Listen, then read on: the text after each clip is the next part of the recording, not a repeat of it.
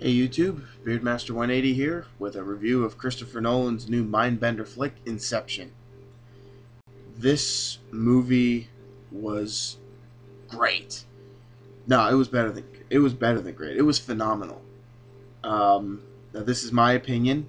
This is my opinion. It's one of those movies where you have to see it to form your own opinion. You can't let someone else tell you. You can believe the hype, but it's really what you make it out to be. So it's kind of hard to review, so I'm going to do my best. Um, Now, and also to review this movie, I may need to spoil certain things. It's one of those movies where you can't talk about it without ruining one or two things. So you have been warned. So the movie is about a man named Dom Cobb. It's an odd name, I know. And that's played by Leonardo DiCaprio. And this character specializes in dream extraction. Um, it's the ability to enter someone's dream and take information from their minds. It's pretty self-explanatory. So after a job goes south, Cobb and his associate Arthur, played by Joseph Gordon-Levitt, make a deal with the target named Saito, played by Ken Watanabe, who was in another Christopher Nolan movie that you may have heard of, Batman Begins.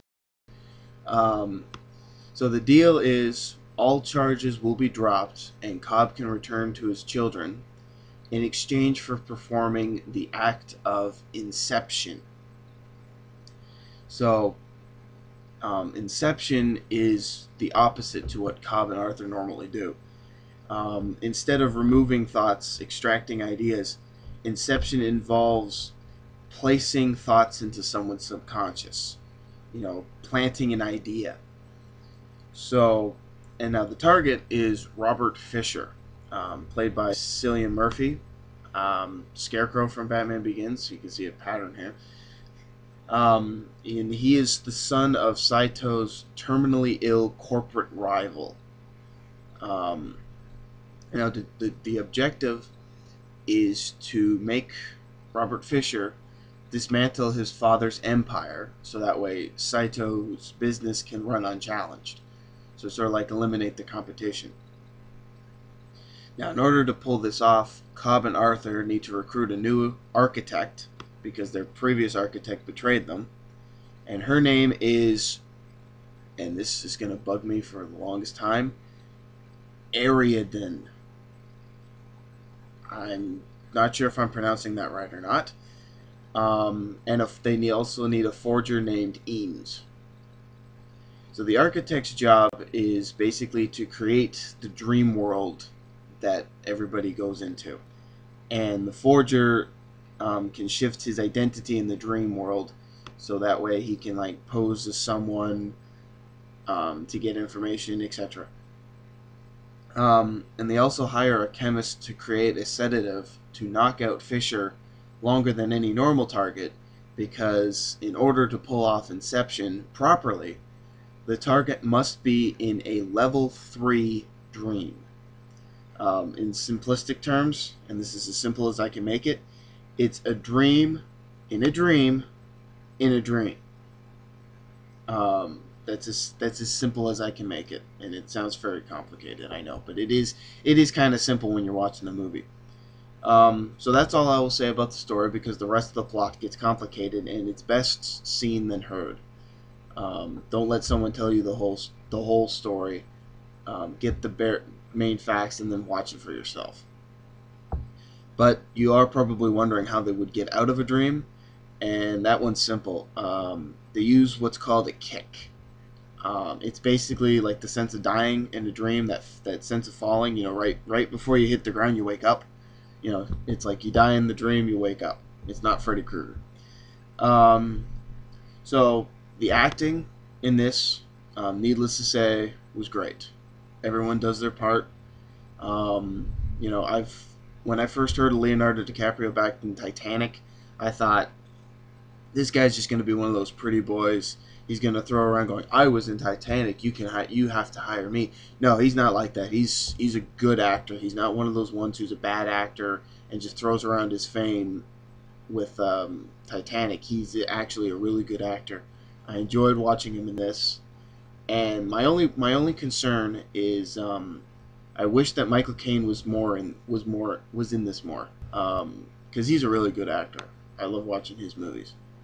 So he had a small part, but aside from that, everybody, well, even though he had a small part, he still did it well. So going into this, I knew that there would be a complex story. I knew that. I mean, it's a Christopher Nolan film. Look at The Prestige. Look at Insomnia. Look at Memento. Even though I haven't seen it, I've heard it's really, really complex. And that worried me. And not because I don't like complex stories. I mean, some of my favorite movies are complex stories.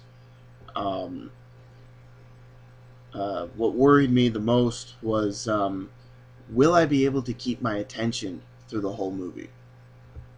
Or will I be bored halfway through? Because there are some movies that, like, I like the ending and I like the beginning, but the middle of it, I'm going,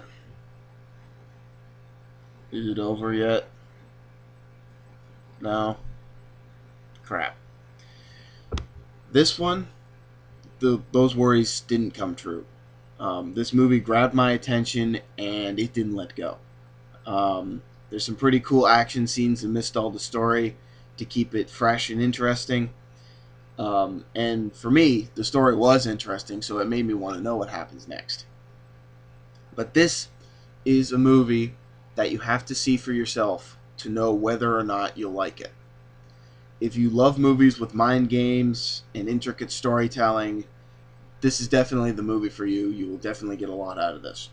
If you don't like those types of movies, it may not be for you, but I still suggest seeing it once, even when it comes out on Blu-ray and DVD. Just to say you did see it. You never know. And if you do borderline liking movies like this and disliking movies like this, simply go in with an open mind. And there's a higher chance of you like it. If you go in trying to be skeptical and trying not to like it, you're not going to like it. But if you go in with an open mind and let anything happen, there's a good chance that you will like it. So I give this one a 10 out of 10 in my eyes. I found this to be probably the greatest movie I've seen all year. Probably it's in the top 5 greatest movies I've seen within the past 5 years. But just remember that I am here giving my own opinion, and you are in control of yours. So thanks for watching. Rate, comment, and subscribe, and I'll see you next time.